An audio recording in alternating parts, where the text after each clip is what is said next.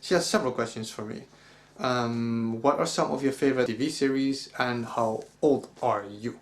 My favorite TV shows. Two very specific, easy answers. One of them is Columbo. It once again shows you my age. Columbo is one of the best things ever made. Some people think it's stupid that you reveal the killer in the first few instances, but they don't understand what Columbo is about. Columbo is, obviously, you have the character, he's such an amazing character. I just love this shit so much. And Peter Falk, he created this character basically himself. When he came to audition, he created this character. This was not made for the show yet, and he made Columbo what it is. And the thing that makes Columbo so good, what some people don't get, is it is so original, where you get to know who the killer is in the first instance. Sometimes you see the killer plan this shit so detailed, and the clue of the series is the tension that is from whenever Columbo and the killer are in the same room, and the tension that is between these two, that is the main point of the show. Because the fact that Columbo, you know he's getting closer because you know who did it, and you see him getting closer, and you know that the killer is seeing him come close, and it's so good. Columbo is so good, you know. I love the old school shit. That's just who I am. And I hate it when you have shit like CSI, and they do this matrix zoom in on a knife. Like, you see this giant knife and there's blood all over it, and the camera zooms in, but you already see it without it zooming in. It's such a gimmicky fucking show. But Columbo, it's like movie length shit. It's like an hour and a half sometimes, and he walks in a room and he takes half a fucking hour to look at a fucking cup, and he's looking at it for half an hour. And that's the beauty of the show. Like, he examines it. He's on the crime scene. He's actually doing investigative work. So you put the food back and then you clean the outside. See? Show me. Okay. I wipe here. See? Yeah. You clean over here? See? How? Okay. I clean. See? See?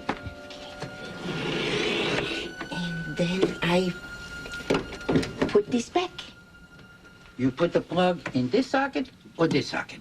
This socket, I always put in this socket. But it just came out of this socket. See? Who put it in this socket? Maybe my sister. Why your sister?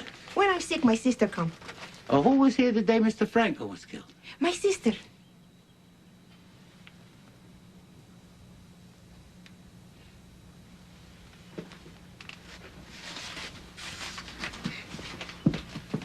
That's my number one favorite show.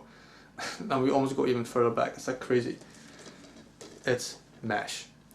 Before I changed my name to Retro Death, I used to be Ripley 4077, based on the Alien franchise and the 4077. MASH. It is my all-time favorite TV show ever. I love MASH so much. It makes me feel so good watching this show, and the actors and the cast and the way the show progresses. And you can basically watch any it has a beginning, the show, and it has an end, but you can basically watch this show in any random episode, kind of like when you watch Friends, for example, which could be on this list too, but I don't want to make this list like a gazillion hours long, so I'm just giving it to the ultimate of the ultimate. You have Columbo and you have MASH, and MASH focuses on the Korean War. Police action, it's a war, and it is so, I think I have this, my mom said, from my grandfather. He used to watch this show all the time, and I absolutely love this. When I was a kid, there were all the reruns on TV, and I always followed them. Like, usually at around 11 at night, I would put myself into bed and I would put the TV on, and MASH was on. And the theme song of this, and the characters, Alan Alda is one of my all-time favorite actors, and all these characters in the show, and the comedy, and it is hard to describe exactly why I love it. It is just the feeling it grants me, and everything in this show, it just MASH. And these days you won't find anybody who even knows this show anymore. It is just so good. When I got into this war, I had a very clear understanding with the Pentagon. No guns. I'll carry your books, I'll carry a torch, I'll carry a tune, I'll carry on, carry over, carry forward, carry Grant, cash and carry me back to old Virginia. I'll even Harry carry if you show me how, but I will not carry a gun. And the final question was shown by now, how old are you? And I am 31 years old. I'm 31 years old, and every time I say this to people, they like, holy shit, you are that old already? Yeah, I look good. I just look good. I have that, like that Matt Damon kind of shit going on, you know, where I just look really young, but I'm not. And as a kid, this was always so annoying, but as you go older, you know, you start living with it. In March, I turned 32 already. I'm so fucking old. That's why I like all these retro games and all these retro TV shows, because I grew up with them. These are from my time. Okay, MASH is a little bit before my time, but I think MASH ended when I was born. I think it ended in '84. And yeah, so when I grew up with this kind of shit. 31 years old. Stephen O'Brien asks a fuckload of shit.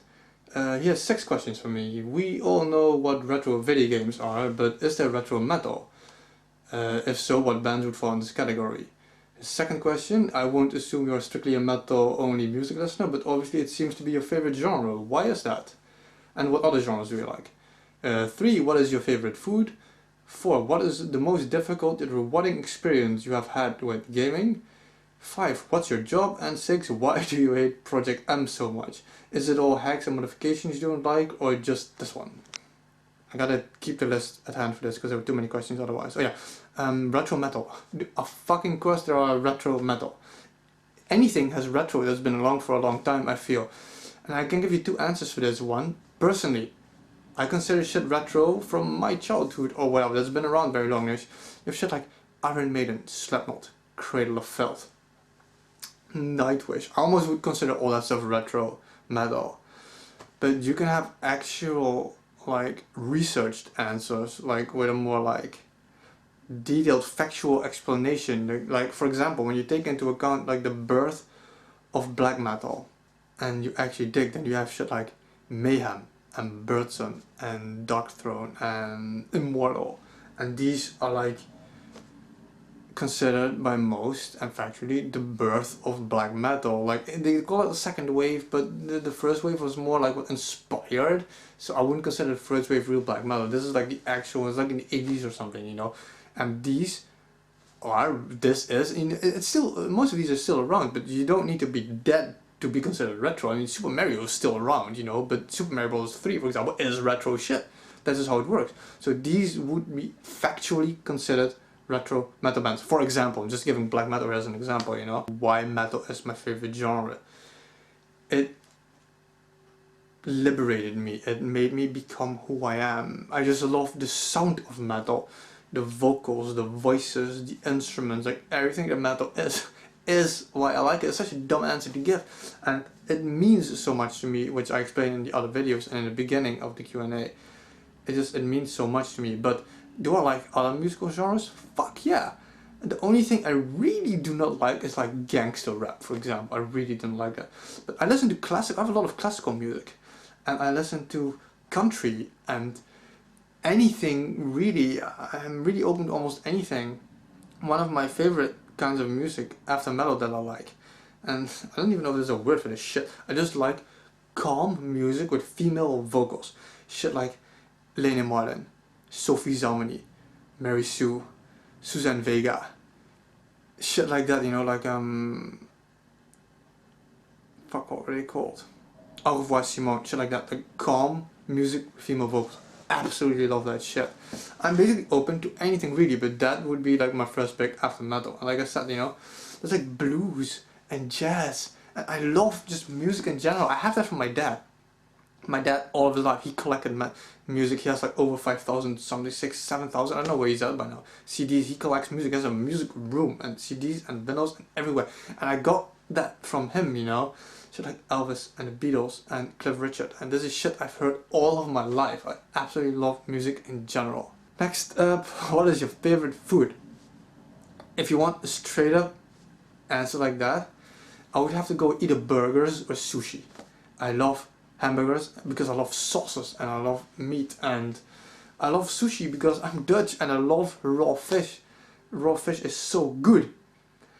A specific dish that I really like is shawarma, for example. Oh, that's like my all-time favorite food. Shawarma. What else did he ask? What is the most difficult yet rewarding experience you have had with gaming? VVV. is one of the hardest games there is. It's not one of the hardest games, I wouldn't even see it in top 10, but it has certain achievements. And I tried getting some of the hardest achievements in there. Now yeah, you have like Nightmare mode, which is undo, that is just undoable. I think there's only 1 or 2 people in the world who actually managed that legally without simply unlocking the achievement. Actually did it. And I can't do that. But the game is divided in segments, where you can do Nightmare mode in segments. And I've done 2 or 3 of those and succeeded those. And I think that would be the most rewarding, because it is so fucking impossible to do VVV without dying. And that's what makes the game hard, and that made it so rewarding when I actually managed that, because I spent like an entire fucking evening and multiple evenings trying to do that shit. And I'm really proud of having done that, and I actually showcased one of those achievements on my Steam, because it is just holy shit. Then we have, what is your job? I think I've mentioned it in the beginning of this video somewhere. I work in a hotel. I'm a receptionist. I used to be a night auditor in a hotel, you know, that's when you do accounting and shit included, but I don't like graveyard shifts. So currently I'm just doing day shifts in the hotel, being a receptionist, you know, take care of everything basically, because when I'm in the hotel, I'm the only person in the hotel, so I do everything on the hotel, but the main title is receptionist. It's not something I want to do for the rest of my life. I've been doing it for like, what, 6 years now or something this, but I like doing it. It's not that bad, but I have plans. I want to study more. I don't know exactly what to do yet. I have a few ideas of something I want to do in the future, but for now, yeah, that is my job. And the final question. I always get the most hate for my opinions on this shit. Why do you hate Project M? And this is all mod and hacks, and there's 2 different answers. Yes, it is all mods and hacks, unless it is actually supported. Like on PC games you do it a lot and it's built in. Like the Elder Scrolls are very good with this, for example. But when it's legal mods that are meant to be in the game, you have the construction kit to build the mods, you know, stuff like that. But in general, I despise hacks and mods simply for what they are. And on top of that, Project M was basically built by Melee purists. I said it before, I have 5,800 hours in Melee, so don't tell me that I don't know what I'm talking about and shit like that, you know. But you'd have to be able to move on, and the games progress and evolve and they get better, and you have to move on with the times. And people who are so stuck in Project M, they just want certain gimmicks and faults in the game, like abusing moves, that glitches, and they put those back in the game because that's what they want in the game and it should have been in the game. And another thing is, like, they put like characters in there like Ridley.